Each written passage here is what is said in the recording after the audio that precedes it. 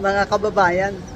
Sa Senate Blue Ribbon Committee, tinanong ni Senator Rodante Marcoleta si Prosecutor General Fadulion kung totoo ba na si Diskaya ay ni-require agad o hiningan na DOJ na magrestitusyon o magsoli ng pera. Ang sinabi kasi ni Diskaya nang siya ay pumunta sa DOJ ay sinabihan siya ni dating Secretary Rimulya o ng DOJ officials na kailangan mag-restitution muna bago siya gagawing state witness. Kasi itong sina Undersecretary Bernardo na napakataas ng ranggo,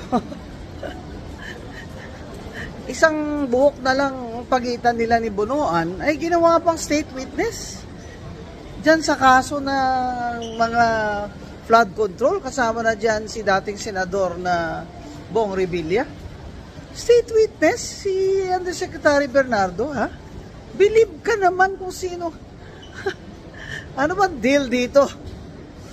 Ngayon, nung tinanong ni Senator Marcoleta si Prosecutor General, sinabi niya na hindi yan totoo. Kasi, tinatanong lang sila kung magre-restitution sila bago sila ma-process.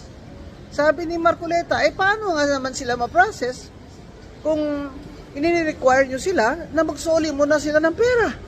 Ibig sabihin ba, ako sarili kong opinion ito, para bang binibili mo ang pag-state witness mo? Parang binibili mo ang pag-state witness mo na bago ka maka-state witness ay kailangan magsoli ka muna o magbigay ka ng certain na halaga. Hindi sinabi kung saang halaga o magkano ang halaga.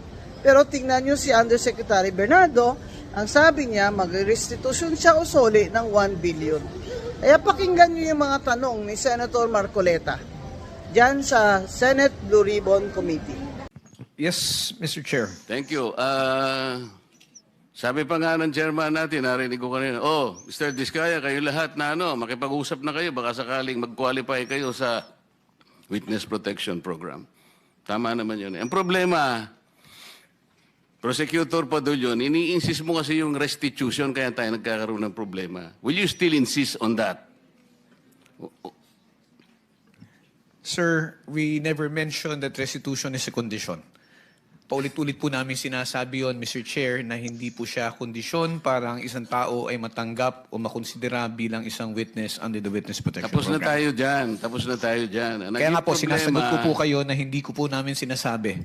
Wala po kami sinasabi na restitution is a condition. So I'm not insisting on it, sir. Hindi mo sinasabi ngayon, but when you were talking about a memorandum, yun ang sinasabi mo, pwede naming ilagay yung restitution because it is a matter of good public policy. Ano namang klaseng, kaya nga nahihirapan sila eh.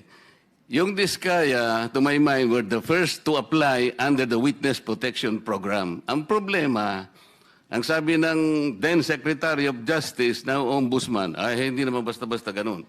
Kinakailangan isaulin ninyo yung ininakaw niyo.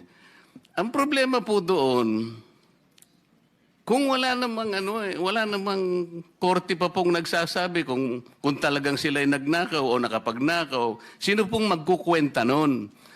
Tapos ano yung in-explain ninyo, under a certain paragraph of the law, merong memorandum na kung saan magkukomply sila doon, doon yung pinipilit yung restitution. And I think some of the potential witnesses that can be processed under that program, nagsipagbigay na ng kung ano-ano eh. Is that true?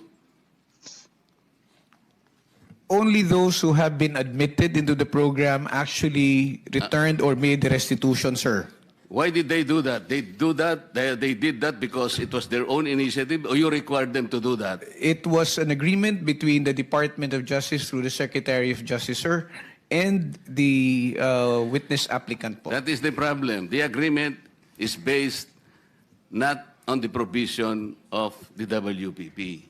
Sabi kung sinasabi ng WPP, it cannot be a condition. Kahit na sa memorandum, huwag mo ipipilit.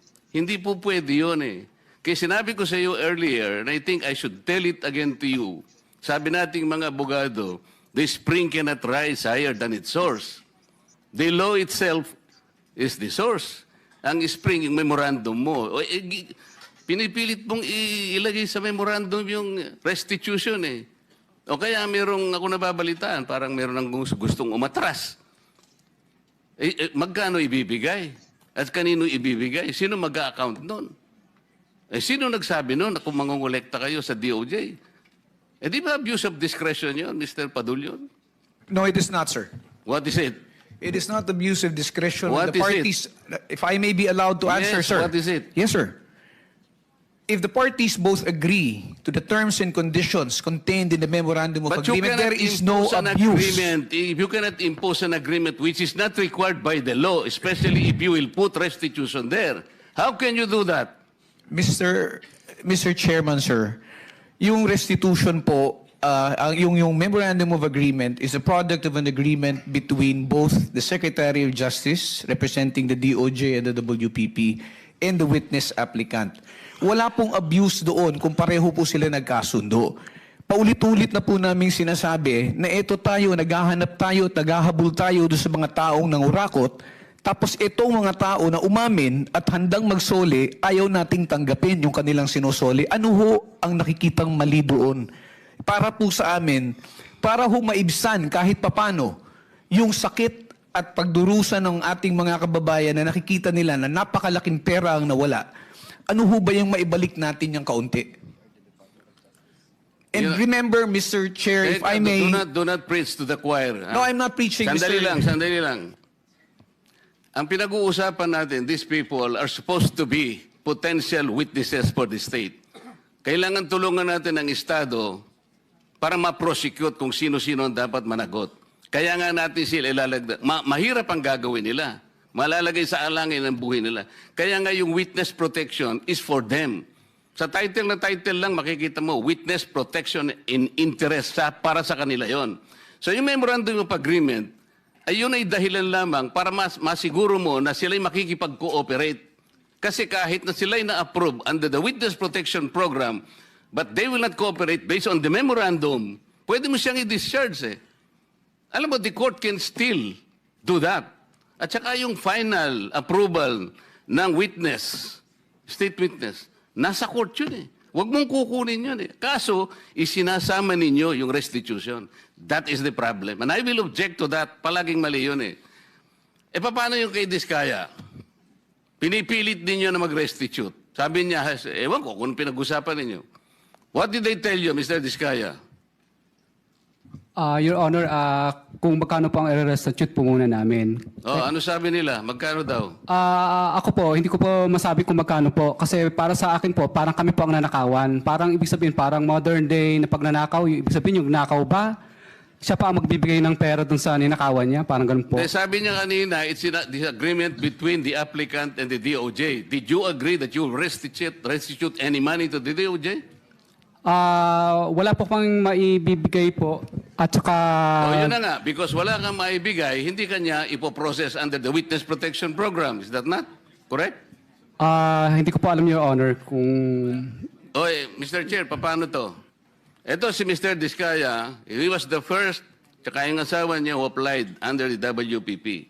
The problem is, ang sabi ng dating DOJ Secretary, hindi, kinakailangan isoli muna yung mga pinagnanakaw. Hindi po pwedeng ganun-ganun lang. Paano ngayon siya mapuprocess if that was dangled? Paano siya mapuprocess to begin with?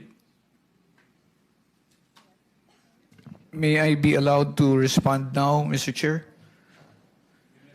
PG, Padilla. Thank you, sir. Sir, Mr. Chair, una, sabihin ko lamang po na kasinungalingan po yung sinasabi ni Mr. Diskaya na agad-agad silang sinabihan na magsoli ka. Ang pinag-uusapan po dito, bago man lang makapagsabi ng ganon, kailangan munang makita kung ano ang gusto at kayang sabihin at patunayan ni Mr. Diskaya at ni Mrs. Diskaya doon sa kanilang salaysay. Pero hindi po sila nakikipag-ugnayan sa department. Kaya hindi po sila mabigyan ng kaukulang proteksyon at hindi po ma-process yung kanilang application. So yung sinasabi po ni Mr. Diskaya, from the hearing of November 14 in the Senate Blue Ribbon Committee, there was never a chance or an opportunity that Mr. Diskaya and or counsel even approach the department despite the proddings of the chairman. Mr. Ano ba yung title mo? Mr. Prosecutor, Mr. PG na lang. Oh, Mr. PG, nung ako yung chairman pa dito, sila yung unang nag-apply. So, dahil kailangan nila ng protection, it was incumbent upon the chairman na sumulat sa Senate President to endorse yung kanilang application. That was the provision of law kasi. But even before they can do that, actually kasi nung sinasabi ko yon nung hearing, di ko naman alam mapapalitan na pala kami.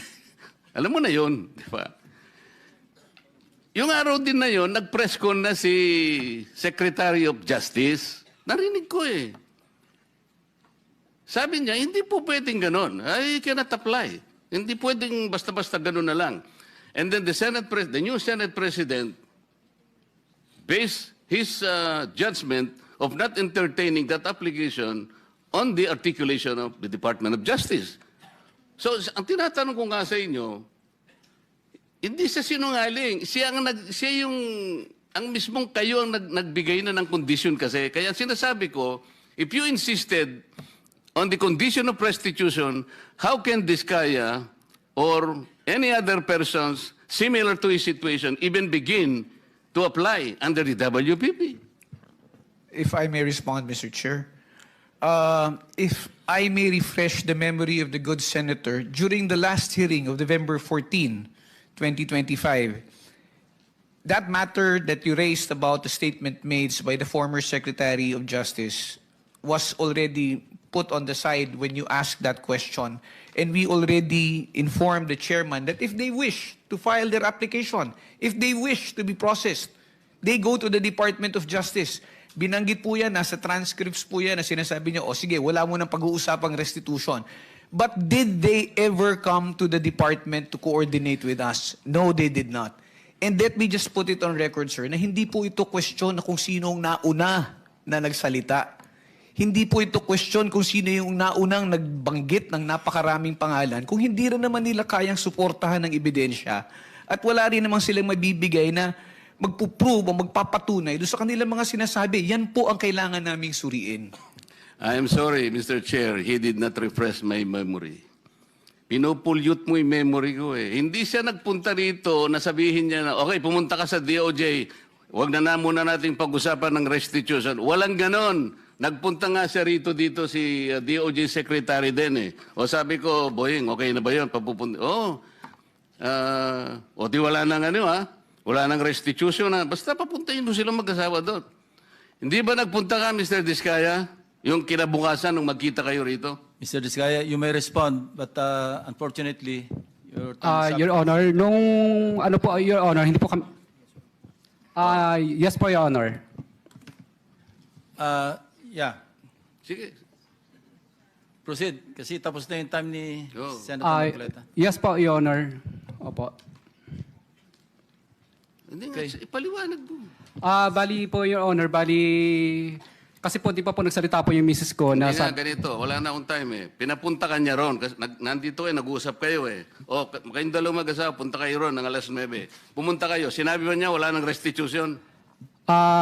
Nung una po, wala pong sinabing may restitution, pero nung sumunod po, yung panghuli po naming usapan po is may restitution, magkano daw po ang i-restitute namin.